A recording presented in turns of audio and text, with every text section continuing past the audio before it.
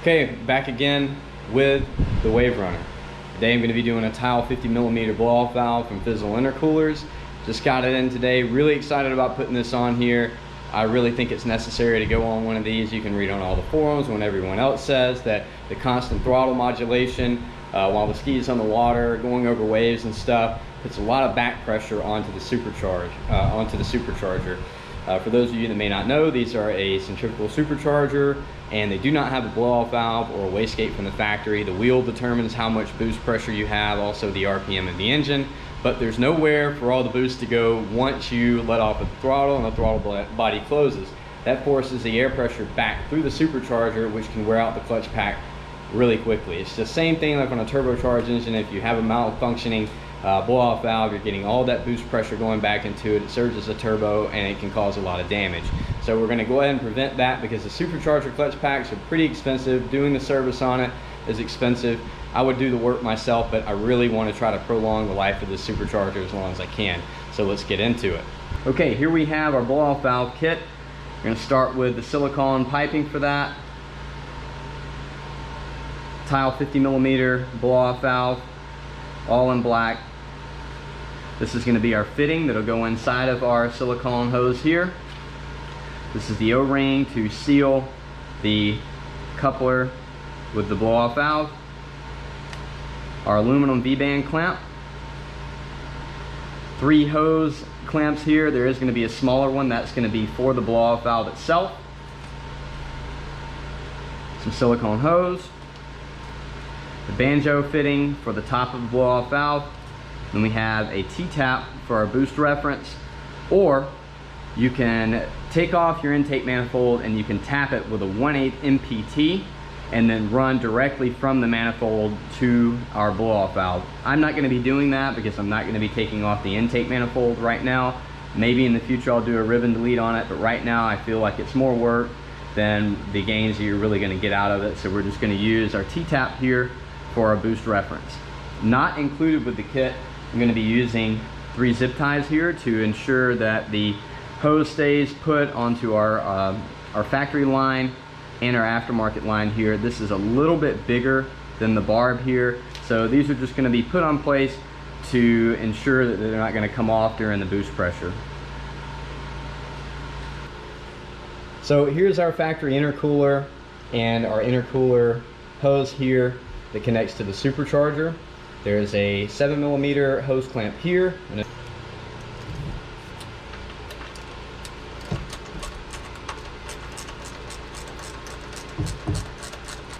These hose clamps can kind of get settled onto the rubber. You'll have to kind of move them out of the way to loosen them up.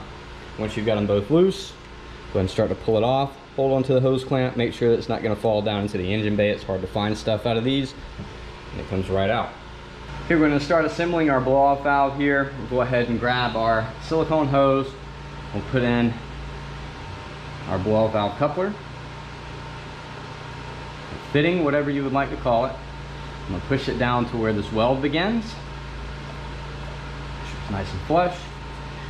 Use the smaller of the 2, or of the 3 hose clamps. Use a small impact with a 7mm. These are the same size socket to use as your factory hose clamps.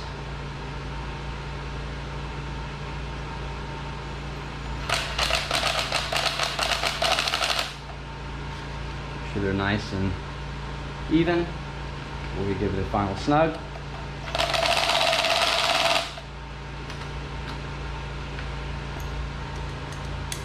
And we'll final tighten it by hand just to ensure it's good to go. Now that's on. We're going to open up our V-band and take our 4mm Allen head completely out.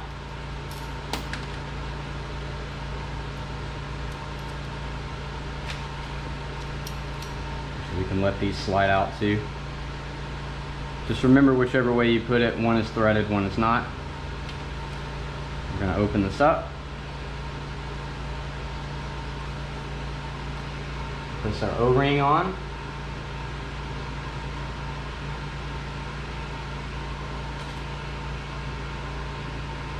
So blow off valve down.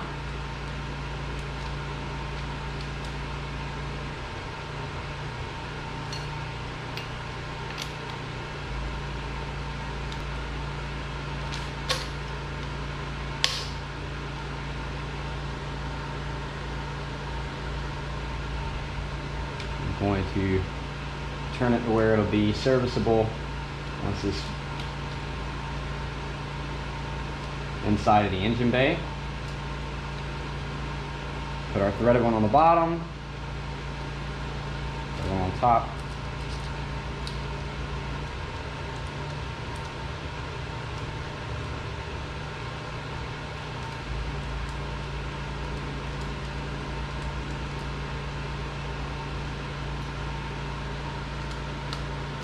Tighten this down.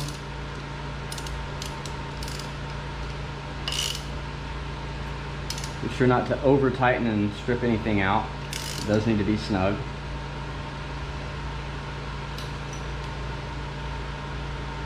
Now we're pretty much assembled here. We'll go ahead and pre-tighten these down, and once again putting them in a way that they can be taken off relatively easy once it's back into the engine compartment. Probably orient these like the orientation will be like this, and we'll put it in the ski now. Okay, something to note about the Tial blow-off valve is that Fizzle has multiple options for their blow-off valve kit. They have an HKS, a Turbo Smart, and the Tial, and then a couple of aftermarket, non-branded 35mm and 50mm options. Out of all those options of blow-off valve, the only one that requires you to have an aftermarket intake is going to be the Tial, because it's so large and it protrudes way over here where it would make contact with the factory airbox and the current case breather hose. So we've already mitigated that issue with putting in the works components intake. So now we're just going to place this in and we'll have no clearance issues. Make sure that your hose clamps aren't too tight before trying to place it in here. Place our bottom one on first. Work it down.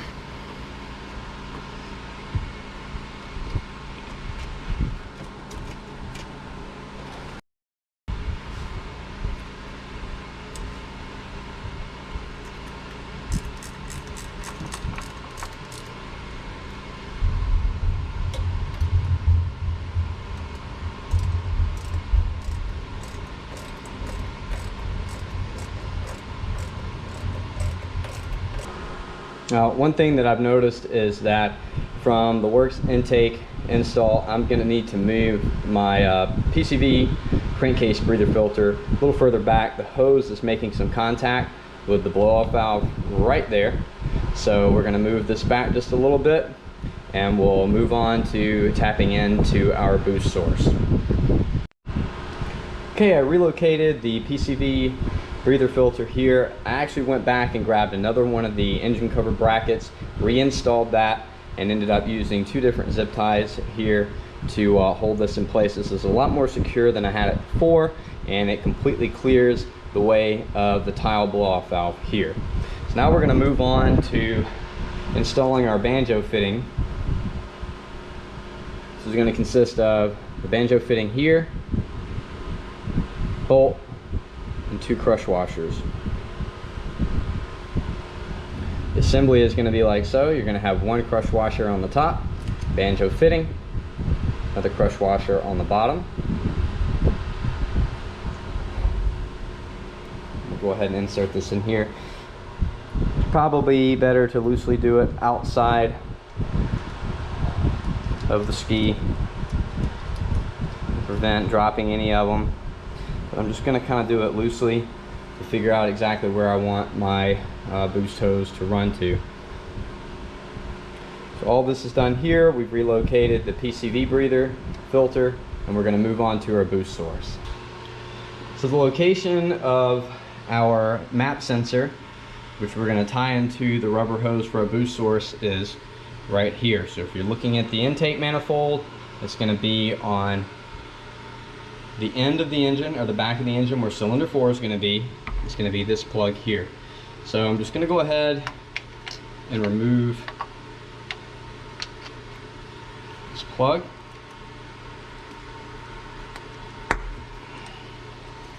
Move that out of the way.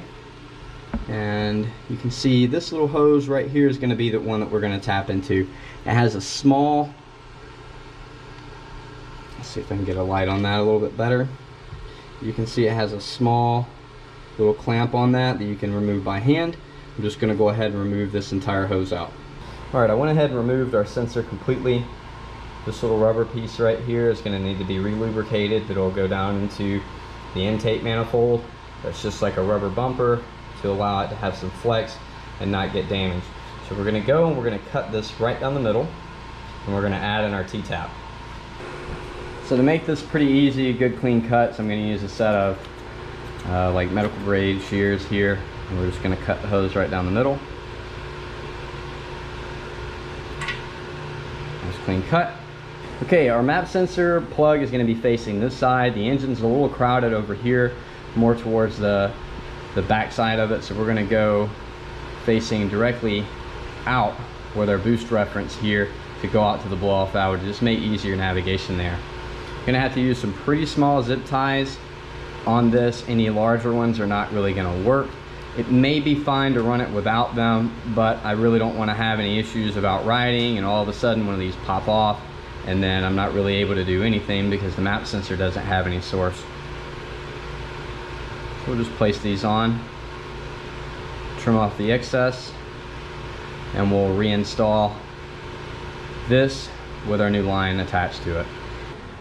Now our boost reference is all back into place, our map sensor is plugged back in, and we've ran the line. And what I did is I ran underneath this breather hose here, used zip ties to hold everything in place. They're all nice and loose on there. They're really just to kind of hold it into place. You don't want to cinch them down hard or you're going to pinch the hose here and you're going to lose your boost reference and accurate source rather.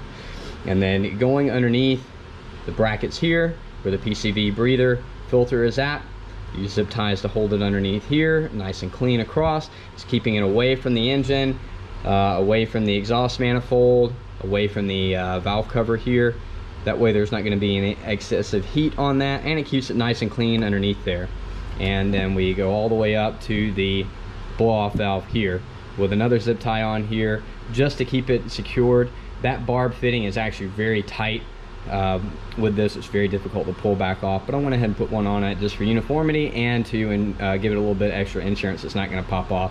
Now I'm going to hook it up to the water line, let it warm up for a second. We'll give it a couple of revs and see how she sounds. Alright, we've been letting it run for a little bit. Let's see how it sounds.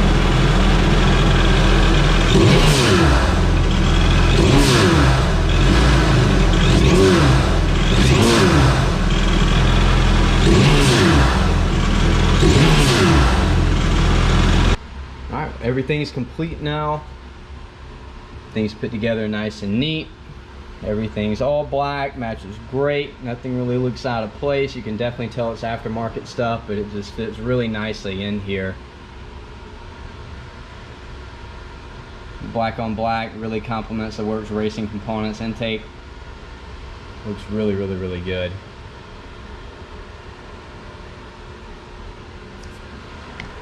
Overall, I'm very happy with the kit. Very straightforward install on that. It's not very difficult to do. The engine bays on these are just pretty, they're pretty cramped space, so you want to make sure that you are holding on everything and you don't drop any hose clamps or any kind of washers or even any tools down into the engine bay. They're pretty hard to get out of here. The unfortunate thing, like I said earlier, is that if you do use the Tial, you're not going to be able to keep your stock intake. The Tial is a great blow-off valve though. HKS, I'm not really too big of a fan of those just because they're cast aluminum and they're painted, and I've seen people that hardly have any kind of hours on those at all and they start corroding really badly.